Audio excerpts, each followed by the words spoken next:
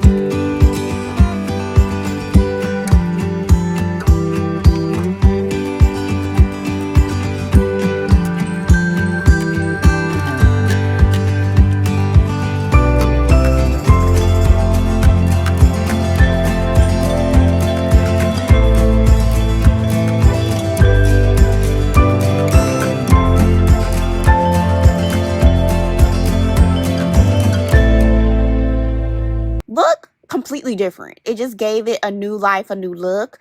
And what I'm really loving about this closure wig is that I was able to go 100% glueless, because I believe going glueless is a healthier option for your hair and protective styling. And overall, I really loved how the curls started to drop after a while, giving it a more, just kind of like flawless look, like easy peasy. So this is, again, 20 inches, and this hair has a lot of body, a lot of bounce, which I like.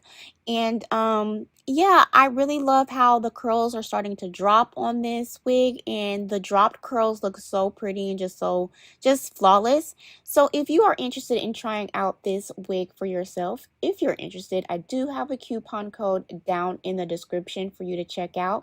And as always, thank you so much for watching, and I'll see you all later.